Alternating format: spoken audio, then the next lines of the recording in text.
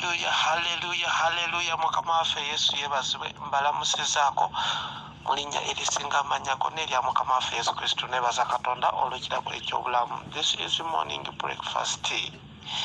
Katonda wa Ibrahim n'Isaka ne Yakobo, Katonda ffe tukwebaza. Weebala omusumba omulungi, weebale ku lw'abakyala n'abaami, weebale abukeeseza, weebale atuwadde ekisa, weebale ku lw'obulamu bwaffe, weebale Mukama atukomezaawo ku makya ga leero. Mukama atujje mu tulo nga tuli balamu, weebale ku lwa mikwano gyaffe, weebale ku lw'abantu bonna, weebale Mukama b'oyambazizza, weebale b'oliisizza, weebale Mukama, weebale Yesu wange.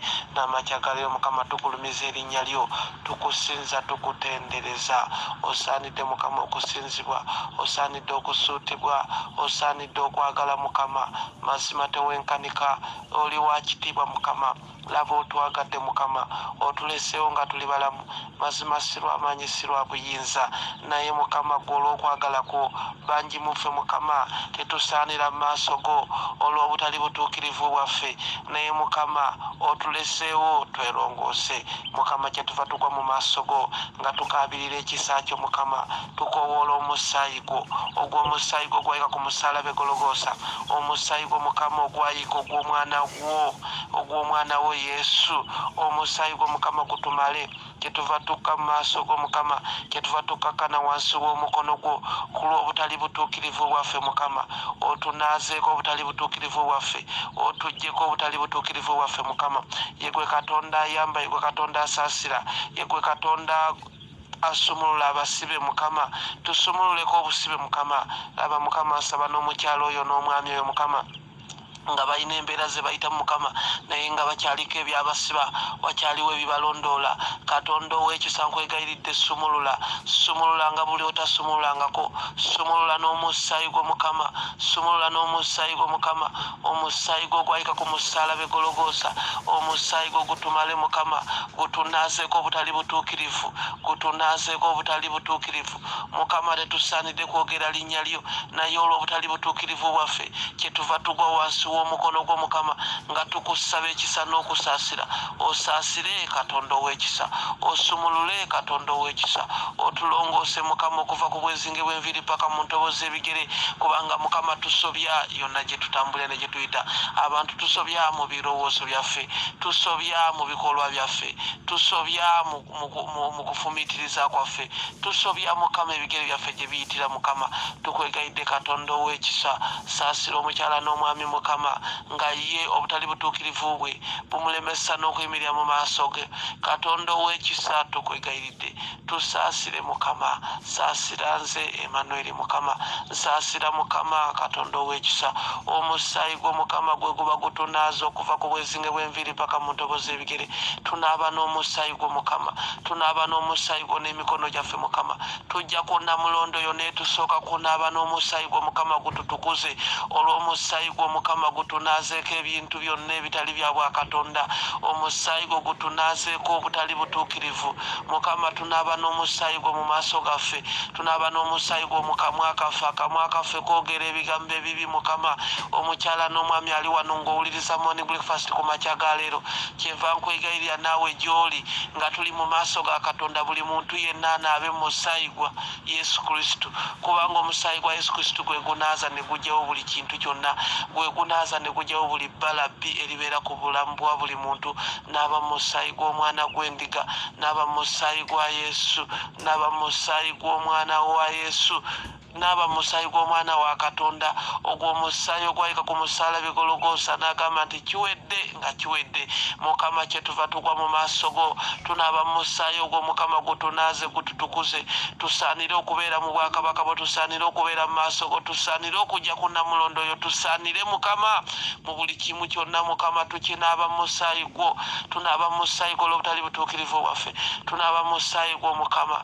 Naaza buli mukyala na buli mwami ali mu kifo kino n'oyo awuliriza morning breakfast yonna gye musanga ku bugazi bw'ensi eno, munaazeeko buli kintu kyonna ekibadde kiri ku bulamu bwe nga tekimukkiriza, tekimusobozesa kutuukirira mu maaso go Mukama.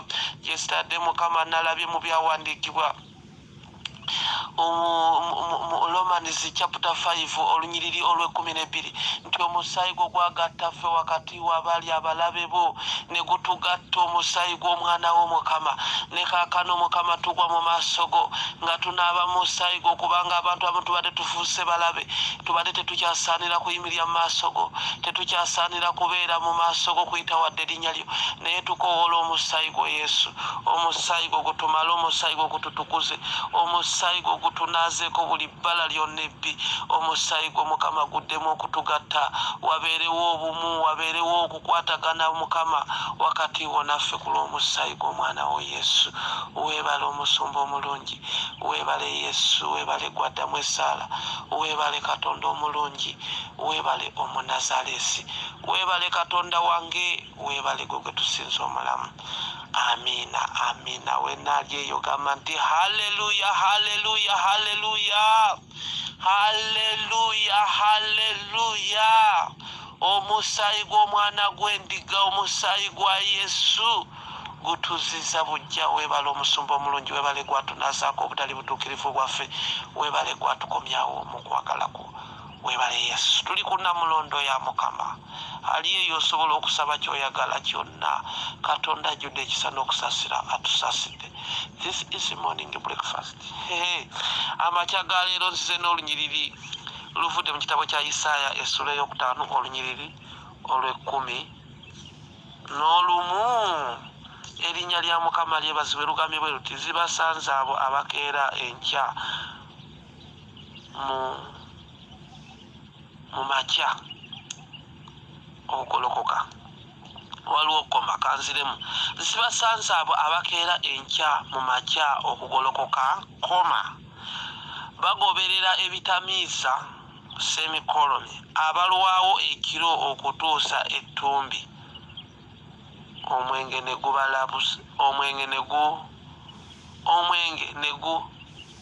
gubalalusa. Abooluganda Yesu yebazibwe olunyiriri luggwa lwogera ku mwenge nti gubalalusa. Abooluganda Yesu yebazibwe naye wetudde mabega olunyiriri lwogera ku kitamiiza kyonna lwogedde ku kitamiiza ya nti zibasanze abo abakeera enkya mu makya okugolokoka bagoberera ebitamiiza. Kati nga tetunatunuulira mwenge guno nebaza Mukama aliwo abaalokoka bo nga tebakyanywa mwenge naye nga bukya ku makya ne batunuulira ne bagolokoka ne bagoberera ebitamiiza. Kati ebitamiiza bingi naye simanyi kyokeera n'ogoberera nga naawe omanyi nti kati kyafuuka kikutamiiza eyo gy'oli.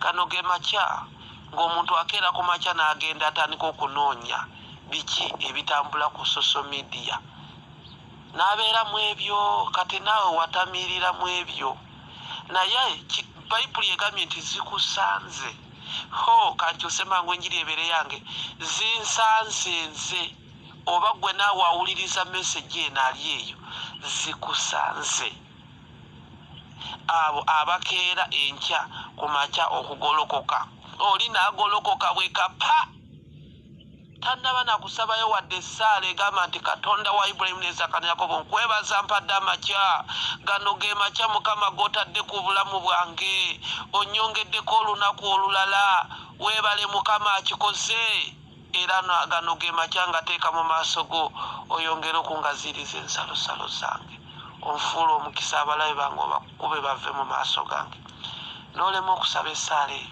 n'olyoka okeera okunoonya ebitamiiza.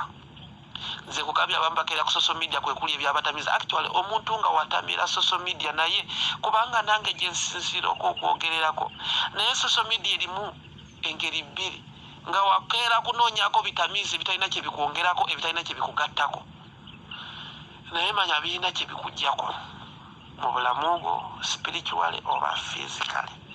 Nkugambye oli nga yakedde edda kati ali mu social media agitaganjula naye anoonyaayo by'anaayogera naye nga tebirina kye bimwongerako oyo bayibuli emugambye zimusanze.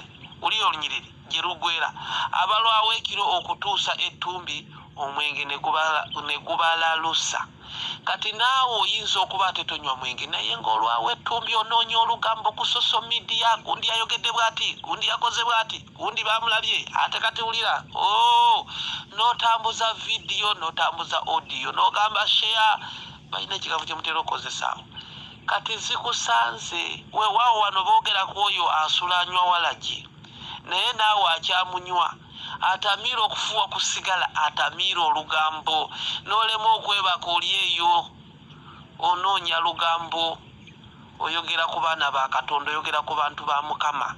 Bayibuli egambye nti zikusanze. Munaye ebyawandiika bitowe bibabize, munaye nange nembikuwanga ebaba babimpadde. Wuliriza, abalwawo ekiro okutuusa ettumbi omwenge ne gubalalusa. Kati waliwo abaalaluka nga tebalaluka na mwenge, baalalukira ku social media, baalalukira ku lugambo, baalalukira mu kwogera ku bannaabwe, baalalukira mu kuvuma bannaabwe. N'alabayo gwe baavumye ku social media n'agenda ng'atambuza buli kimu. Wamulabye baamuvumye. Nina waakapya sharing ako kongereyo ebyo. Kati naawe n'olema okwebaka ekiro, n'olalukira mu ebyo, n'olema okwebaka ekiro n'olalukira mu ebyo, kyokka ate n'okeera ku makya ennyo okukeberera n'okunoonya ebyo ebitamiiza. Waliwo kati abaatamira ebyobufuzi nowadays.